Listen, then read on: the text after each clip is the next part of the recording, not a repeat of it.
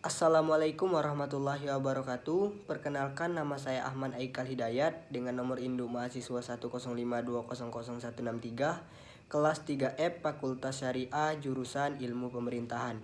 Baiklah, di sini saya akan menyelesaikan tugas pada semester 3 saya dengan mata kuliah pengantar ilmu hukum, dosen pengampu Bapak Z Haryanto SHMH. Sebelumnya, saya akan membacakan soal yang diberikan terlebih dahulu untuk dapat dipahami. Soal yang pertama, jelaskan tujuan dan motivasi saudara memilih prodi Ilmu Pemerintahan Universitas Islam Negeri Sultan Taha Saifuddin Jambi sebagai institusi pendidikan tinggi dalam menempuh pendidikan lanjutan. Lanjut ke soal nomor 2. Salah satu tujuan hukum adalah terciptanya keteraturan dan memenuhi rasa keadilan bagi masyarakat. Sebutkan dan jelaskan menurut pendapat saudara tentang definisi hukum dan apa kegunaan mempelajari ilmu hukum khususnya bagi mahasiswa prodi ilmu pemerintahan, serta berikan contoh hukum yang tertulis maupun tidak tertulis yang ada di sekitar saudara. Uraikan dengan sangat jelas. Lanjut ke soal nomor 3. Uraikan dan jelaskan tentang ilmu bantu dalam mempelajari ilmu hukum dengan memberikan contoh. Langsung saja saya akan menjawab pertanyaan untuk soal nomor 1. Tujuan saya memilih prodi Ilmu Pemerintahan pada Universitas Islam Negeri Sultan Taha Saifuddin Jambi. Poin pertama, karena saya tertarik dengan bidang ilmu pemerintahan. Saya ingin mempelajari lebih dalam tentang ilmu pemerintahan dan bagaimana sistem pemerintahan yang berlaku di Indonesia itu sendiri.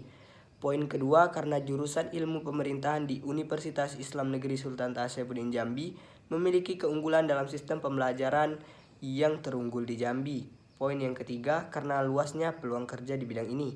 Poin yang keempat, karena Universitas Islam Negeri Sultan Taha Saifuddin Jambi tidak hanya mendidik di bidang ilmu duniawi, tetapi juga ilmu akhirat yang diharapkan kedepannya dapat menjadikan pemimpin-pemimpin yang bukan hanya memiliki ilmu dan wawasan yang luas, tetapi juga dibekali akidah dan akhlak yang budi pekerti agar menjadi insan yang berguna bagi masyarakat.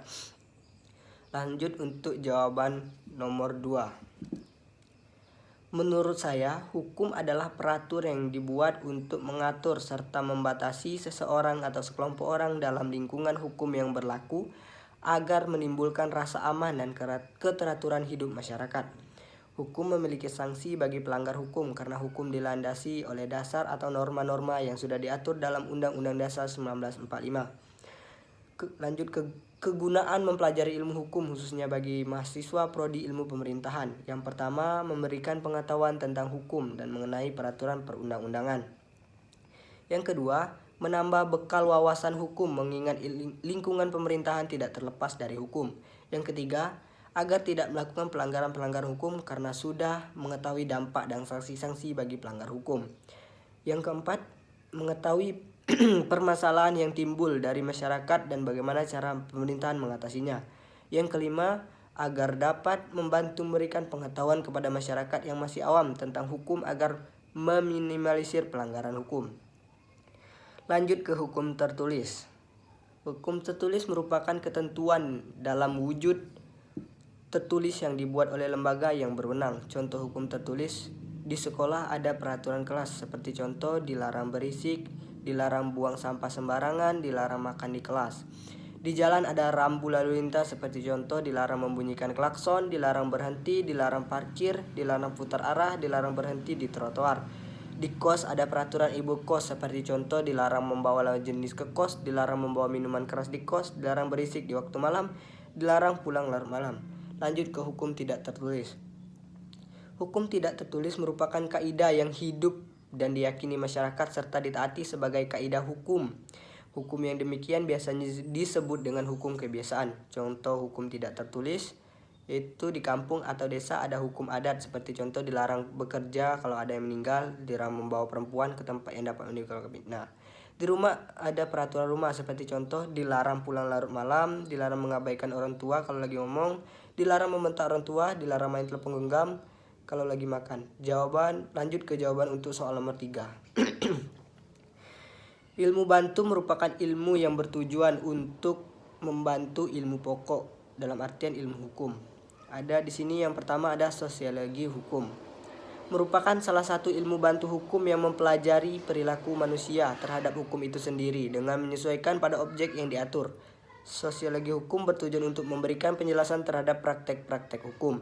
Contohnya dalam pembuatan undang-undang dan praktek peradilan. Lanjut yang kedua ada ilmu antropologi yang merupakan ilmu pengetahuan yang jauh sekali jangkauannya, yakni mengekspresikan kehidupan manusia dalam totalitasnya sehingga segala segi kehidupan dibicarakan.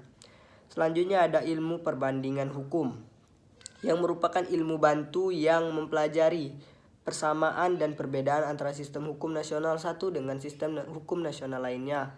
Contohnya dapat membandingkan sistem hukum positif dari bangsa yang satu dengan yang lain. Dengan saling mengetahui jiwa dan hukumnya, maka sengketa dan kesalahpahaman dapat dihindari.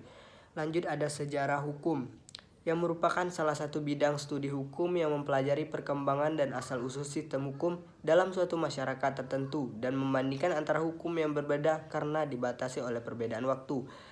Lanjut ada contohnya. Sejarah hukum digunakan untuk praktik hukum. Salah satunya adalah penafsiran secara historikal terhadap peraturan-peraturan tertentu.